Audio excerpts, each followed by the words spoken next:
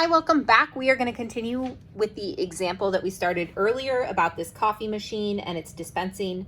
In our last video of this problem, we did a 95% confidence interval to estimate the amount of coffee dispensed.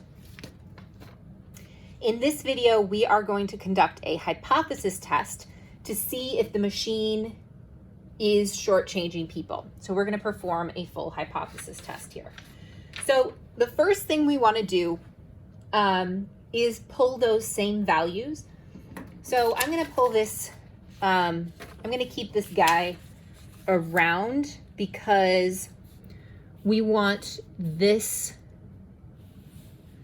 stuff to stick around for our hypothesis test.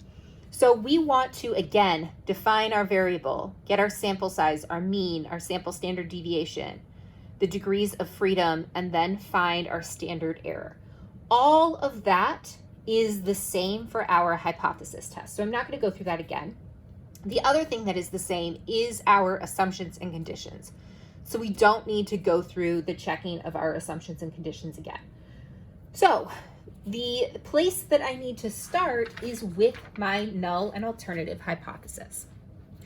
So my null hypothesis is that the mean is equal to 10 ounces. I'm going to start by assuming that they are telling the truth. My alternative hypothesis is going to be that the mean is less than 10 ounces or that they are shortchanging. That would be my interesting situation. So that's going to be my alternative hypothesis. So that gives me my mu0 value is 10.0. Okay, so the next thing I want to do is find my test statistic, which is x bar minus mu0 divided by the standard error of x bar. I have found all of these. So x bar is 9.845. Mu0 is 10.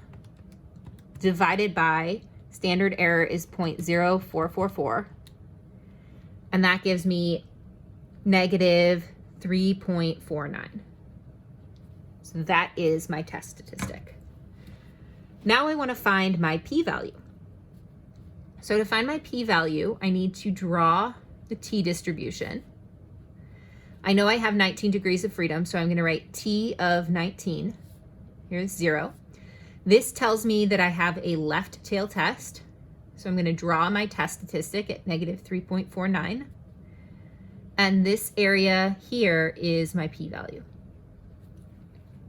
So going to my calculator, that p-value, I go second distribution, TCDF, negative 1E99 is the left limit. The right limit is negative 3.49. My degrees of freedom are 19. And I get the p-value is 0.0012. If this had been a two-tailed test, if my alternative hypothesis had been not equal to, at this point I would multiply this value by 2. But I don't need to do that because it's just a left-tailed test.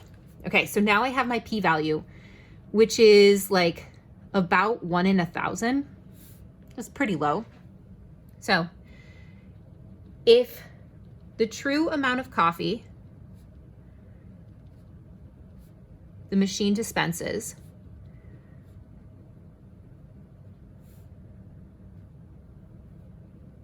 or if the true average amount of coffee the machine dispenses in a cup is 10.0 ounces, I would expect a sample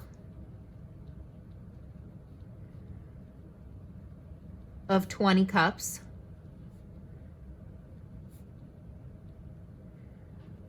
to have a mean at least this low,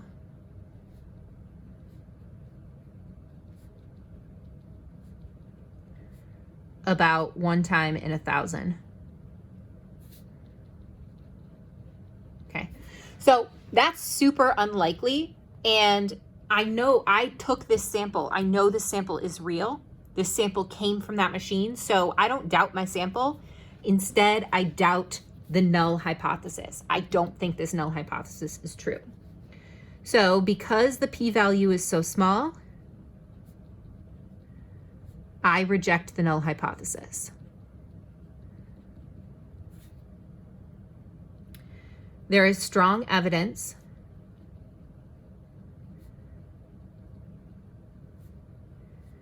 to suggest the machine is shortchanging customers.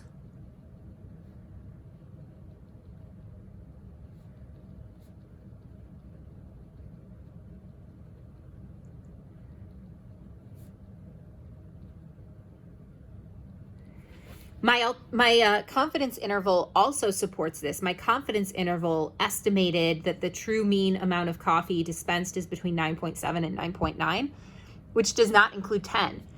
So this is my estimate of the amount of coffee being dispensed, and it goes along with my null hypothesis, or with my hypothesis test conclusion. In the next video, we're going to look at how to do this a little bit easier with your calculator.